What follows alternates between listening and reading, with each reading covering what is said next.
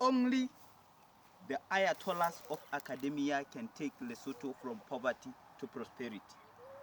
Today, Lesotho has to choose between competence and sentiment. We must start embarking on a journey of rejecting the politics of bigotry and hate and embrace the politics of meritocracy for common good. The decision is ours to make. Many years ago, our founding father, Kim Mokhochane I, envisioned a great country that was expected to benefit all, the moderate, the mainstream, and ordinary Basotho nationals. And yes, for us all to reap the benefits of social justice, respect for human rights, and economic prosperity. His visions and hopes have not yet materialized.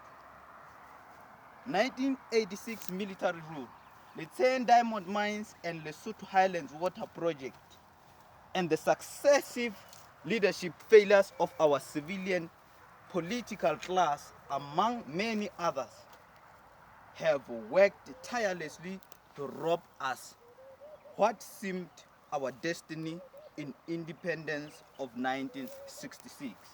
Today, negative dynamics such as poverty, high income inequality, HIV or AIDS, poor quality of education, high illiteracy rate, unalloyed miscarriage of justice, police brutality, political assassinations, mismanaged and understaffed death traps called hospitals, high levels of corruption accompanied by deplorable undemocratic practices define our national life. Indeed, something needs to be done if we want to stop going down this dark path. I do not possess the sole monopoly of all the right ideas, but yes, we are collectively exhausted by these uneducated, lazy, and ineffective do-nothing political rolling stones that continuously fall in and out of alliances with each other and care nothing about us, the people. It is without doubt a time for radical change in the political leadership of Lesotho. One of my moral icons and a great veteran of the struggle for liberation, Nelson Mandela rightly said, education is the most powerful weapon you can use to change the world for the better. It is on this basis that I conclude that we need to amend the constitution and have at least a degree from a recognized institution of higher learning as a minimum educational requirement that is required for one to be a parliamentarian. This will help in bringing about a leadership that is well equipped with skills, intellect, and competence to wage a decisive war against poverty and unemployment. To succeed, we must look at the reforms that have produced positive results in other foreign countries and work tirelessly in the spirit of compromise to adopt such reforms. An example of this is that of China. In fact, without fanfare, Beijing introduced significant reforms into its way of governance and established an elaborate system of what can be called selection plus election. This system uh, briefly briefly it briefly under this system, uh, briefly competent leaders are selected based on merit, academic credentials, and popular support through a vigorous process of screening, opinion survey, internal evaluations, and various small-scale elections.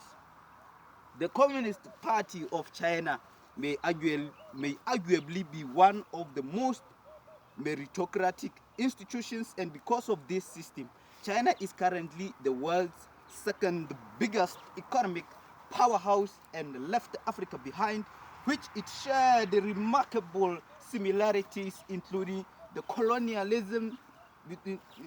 colonialism and the burden of poverty with.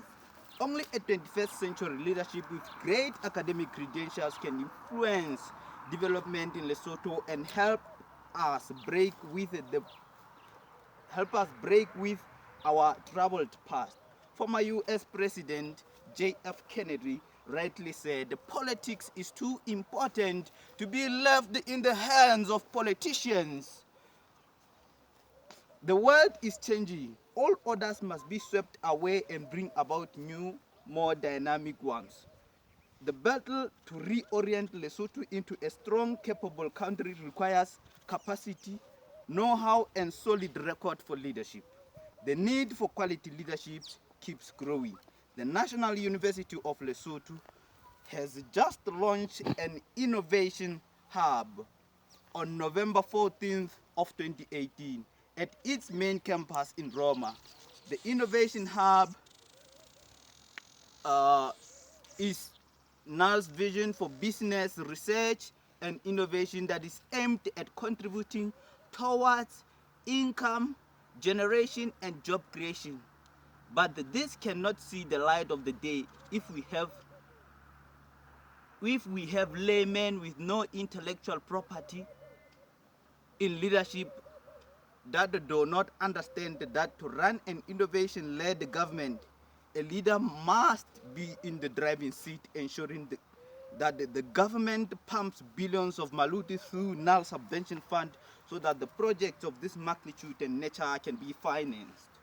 In addition, Lesotho needs technocratic leadership, and that form of leadership can only be materially manifested by educated politicians. For an educated politician, politics trump everything, and they have no rational economic thinking. It is significant to indicate that as the country, we fall under the category of the least developing countries, and our problems are largely self-inflicted. When we have well-trained experts in economics, political science, development studies, and industrial engineering as part and parcel of our political class, the debates in parliament will be made by experts, and the centrality of such debates can be based on critical issues that impact people's life. The political class that understands economics can even help our local currency find its true value in the market so that we can develop an export-led economy. We also need to increase the parliamentarians' educational threshold so that they can be well remunerated.